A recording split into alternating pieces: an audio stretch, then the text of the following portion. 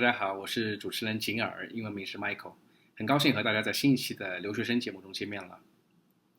我觉得做这种视频节目有一个很大的问题啊，就是我的语音语速到底是怎么样一个节奏比较适合大家。我尝试过很多种，因为毕竟我也不是科班的播音员出身，或者是科班的媒体人。我有的时候用很快的语速讲啊，用普通话讲，巴拉巴拉巴拉讲。那很多观众就会说我口齿不清，说我怎么讲话很奇怪，就是听得好像不舒服。有的时候呢，我用很慢的节奏讲，比如说我是用这个节奏，今天我们要讲的是关于什么什么什么。那很多观众就说啊，网友就给我留言，他说你这种语速怎么能做节目呢？啊，别人都听得不耐烦了。所以我还在寻找这个 trade off 或者是这个 balance 啊，这个平衡，怎样的语速大家觉得比较好？那么我这个留学生节目啊，之前采访过很多嘉宾，特别是关于一些热门的留学的专业啊，我做过几档节目，从专业这个维度上讲啊，我觉得这是非常有意义的，因为很多观众他们就是要看这个节目，就是要了解这个专业到底怎么申请，到底怎么样读书，到底学的是什么。而在国内呢，有些同学他来美国之前或者来外国之前，他根本就不知道，他就听大家都说啊，这个专业好，那他就去申，或者是甚至于是听中介的那个留学顾问说这个好啊，他就申，没有一个概念，到底这是个什么专业，到底要准备些什么，将来就读的话会遇到些什么。那么我做这个专题，应该说是个专题了，因为我做过好多专业了，有会计的，有化工的啊，等等等等。那么我就是想给大家来把每个专业给详解一下。那么今天我想的那个专业呢，是关于供应链管理，或者是呢叫做运筹管理啊。因为在美国呢，这个分得很细了，中国可能分得没那么细啊，运筹就运筹，供应链就是一样的了。那么在美国就分了啊，运筹归运筹。那么他是供应链里面，他是偏运筹学这一方面的这个一个同学啊，他的专业讲过了，他的学校很好，他的学校是俄亥俄州立啊，大家都知道俄亥俄州立的商学院呢，是在美国应该说也是顶尖的了啊，前30吧，20多名吧啊，在世界上也非常有声望。那么我就请他来讲一讲啊，到底这个专业要注意些什么啊，这个专业到底要学些什么。中国学生，因为他是个外国人啊，我让他讲讲，在他的4年的本科生涯中和中国同学的接触，就是大陆来的中国的同学的接触，他有什么感触啊？中国同学到底哪方面需要提高啊？有些什么地方他觉得是优点，有些什么地方他觉得是缺点啊？以他的这个美国当地人的这个观念来看我们啊。然后呢，因为他后来又转专业了啊，他那个本科毕业之后呢，他就选了一个另外一个偏向医疗的那个专业。那我觉得他简要的因为他还没有入学啊，他就简要的介绍了一下这个专业以及他为什么要转专业。还有一点呢，就是当然他是俄亥俄州立的，那我让他比较详细的介绍了这个俄亥俄州立的这个 Fisher 啊 School of Business 啊，这个 Fisher 这个商学院以及他这个整个大学的氛围啊等等。那我想今天这个节目呢就非常有意义了，信息量比较多啊，有志于要考美国这个专业的管理、运筹等等商科的，以及有志于要考俄亥俄州立的啊，这些同学带来一些非常好的一个详细的一个解说。好了，我废话不多说，请大家来看我们的那个采访。So nice to meet you. Nice to meet you as well. Can you introduce yourself? This is my first question. Can you introduce your background, your name, what are you doing now? Yeah, my name is Anna, and I did my undergrad at Ohio State, and now I'm in Cleveland doing a graduate program. It's a Master's of Occupational Therapy. Wow, occupational therapy, that sounds like medical stuff, right? Yes, it is technically in the healthcare field, and it works with recovery from injury or mental disorders to help people get back to their everyday actions and occupations and just the little things in their life. It sounds like you can bring lots of benefits for the people, like for the health of the people. It's a great job. It's a great opportunity. Yeah, that's why I was drawn to it. Yeah. So I always dreaming of I can do something for the people, not only benefit myself but also benefit others. Mm-hmm. And now I think your job is more. You have more more opportunity than mine. Okay, my real first question is about your undergraduate major. So tell us about your undergraduate major. Yeah, so my undergraduate was not pre-health science or pre-occupational therapy or anything like that. It was actually business. So I was in the Fisher College of Business at Ohio State, and my specialization was in operations management. So the way that the College of Business works at Ohio State is every single student takes core classes such as accounting and finance, intro to operations and logistics and statistics, so everyone has a base understanding of every area of business. And then as you go through the years, you take more focused classes. And my more focused classes were the operations track, so it focused on supply chain management and efficiency of processes mostly. Can you explain more about your efficiency, your concentration? I mean. Oh yeah, so we did a lot of. Hold on, I'm trying to think of like the. It's one of the operation field or. Yeah, so operations management focuses whether big or small, all the operations of the business, whether that be through the supply chain or through the day-to-day business activities. So we worked a lot with Six Sigma principles, and that's a set of tools and guidelines used to help analyze a process and find things that can be improved to make the process more efficient or yield a specific result that the customer might need. Yeah, I heard of that. That's very famous in the field of operation, and everyone knows that. Yeah. So Fisher College of Business, right, in Ohio State. Yeah. I think lots of Chinese audience and potential applicants, they are very interested in the application of that college, the school. So can you tell us about how you prepare for the application, how you apply for that? Basically, you go in with an interest to be in the Fisher College of Business, and as long as you have, I think it's a 3.0, you apply to a specific specialization, and I'm not sure what the background criteria or how many students they let in is, but you can apply even after your first year, as long as you have the right GPA to get in. Okay, so I think you recommend that you have an average high school GPA of 3.0, above 3.0. Yeah, so you can apply, you can try to get in.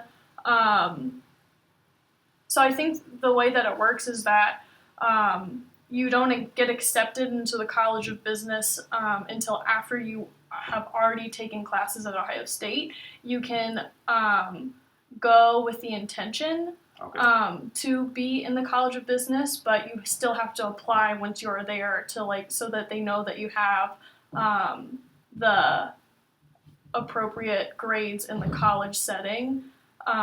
So you mean the first year, there's no concentration, no major?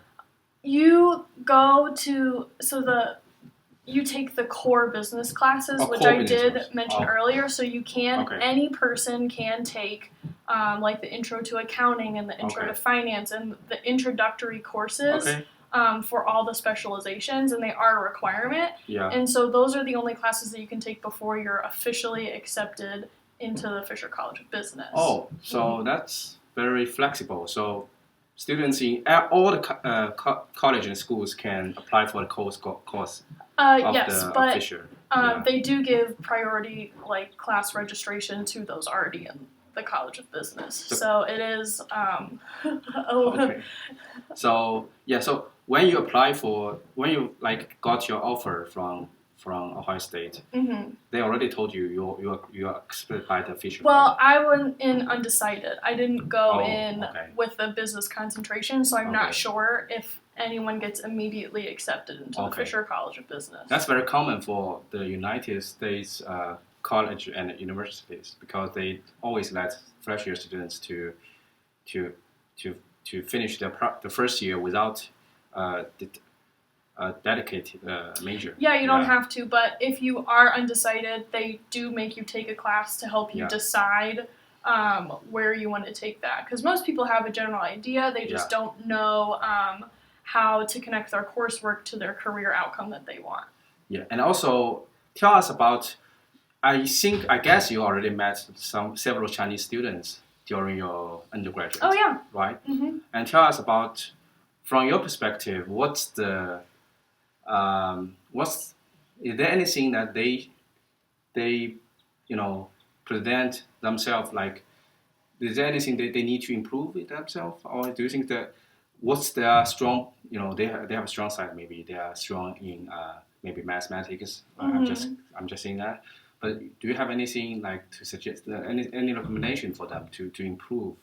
I mean, for those potential applicants, let them know that there's anything they can be more ready before they come to the US. I think it's just be ready to communicate, even if you're not comfortable with your communication skills, whether that be written or verbal, because the Fisher College of Business and a lot of other business schools relies heavily on group projects and group work. So you just have to, no one will, judge you if you don't, remember a correct word or you mix up your words or anything like that. But you just have to be ready to have those conversations and, communicate via, group messages to, plan meeting times to get this group project done, because the best thing that can happen is that everyone in the group feels like they're pulling their own weight and everyone feels supported, so that maybe down the line, if you have another class with this person, you guys can study together or something, because they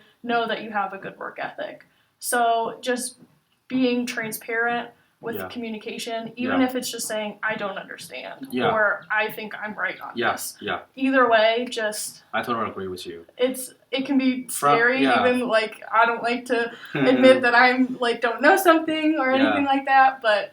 So, from my perspective, I have a background in China. I come from China, and I think there's two reasons why Chinese students cannot reach out to strange students, or they cannot communicate very well with foreign students, because first of all, we don't have any group work during our high school and middle school, so there's no tradition for Chinese students to communicate with others to deal with a job project. That's the first reason. And the second reason is, during our childhood and our school years, we always educated by others, so the teachers always taught us anything they want taught us. They don't let us present ourselves. So the ability to speak up and to present ourselves are very weak for the Chinese students. So it's naturally, and they are shy maybe. So it's naturally the weakness. It's a natural weakness for all the Chinese students. So I highly recommend, as you said before, I totally agree with you. Just try to improve your communication skills. Just be more open, be more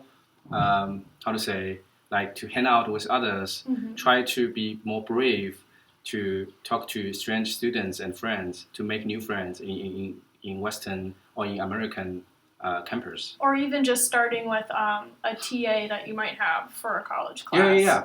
You can begin with maybe speak English with other Chinese students. You don't speak Chinese with each other. You practice English with Chinese students. And then if your English improved, you can go further and try to find a new TA, American TA or American students. And it really helps you to, not only helps you to finish the project in the school, but also in the future, in the jobs. It really helps you, because in the US, people always, they have to have a lot of talks and chats during work with colleagues, co-workers. If you cannot chat, you cannot communicate, that means a disaster for you to work here in the US. Yeah, people like to be very friendly with the people around them. It's friendly talk, friendly chat. Yeah. So my next question about, you mentioned that you focus on occupational therapy and those medical stuff. So why you change your major? Because lots of Chinese students' idea, they think that business schools kind of have maybe you can make more money in the future or something like that. So why you change your major? So I continued and graduated through the Fisher College of Business, but I chose a different path for my graduate career. And the reason why I stuck with business in the undergrad was because when I started, I knew that I liked projects and solving problems, and that's why I took the more operations track, because it is more of a continuous problem solving and project-based area of business. And I did enjoy that. And then along the way, I realized that I wanted to have a more personal connection in my career, and I did a lot of extracurriculars that were service-based, and I shadowed a lot of healthcare providers and realized that I'd be more happy in a career where I would be serving others, but I still did not discredit or not value the skills that I was learning through my undergrad in business, and I did have time to change my major to a more health sciences related field to enter occupational therapy, but it wasn't necessary for me to do that. I could still come out with a full undergraduate degree in business and finish and learn all those ideas and processes that are important for any field that you go into, because ultimately at the end of the day, whether I end up in a hospital or a private practice in occupational therapy, it is a business. It's a service business, but those ideas that I've learned will still be there and will probably help me in my future. So I found it more as a good pairing with something I enjoyed and something that I think would be very useful. I really like what you were saying about is that you always follow your heart and you really do something you like, right? And I'm very happy that you finally find out a thing that you me too career that you like. And I hope that all the Chinese students, the audience, most of them from China or some of them are parents, just let their children or let yourself choose something you really want, you really like. Don't just follow others' choice. Like everyone choose business, everyone choose finance. You must follow them. It's absolutely not. It's not reasonable. So just follow your heart. Do something you like. Or maybe in the future, in 3 years, in 4 years, you will feel regrettable, and you feel like you want to change. So that it's not like your major. You can change without the basis of the courses of occupational therapy. But for other majors, for example, you find out you prefer physics, maybe. Yeah. But after 3 years that would be one that you might want to change into. You don't have time. You cannot go back to the fresh year to study with those fresh year students, and you are like 3 years, 4 years older than them. That's ridiculous. So it's hard though to find out. It's a hard process, but you just have to try things, and if you don't like it, then talk to your advisor about it and see what the other options are for you. Yeah, so this is another point I think very helpful from Anna. And I think the time is very okay. Sorry. No problem. I think we can finish today's interview. I really hope that Anna could enjoy the rest of her summer vacation in the kingdom. Oh yeah, I will. And hope that you all have a very good weekend. See you guys. Bye-bye. Bye.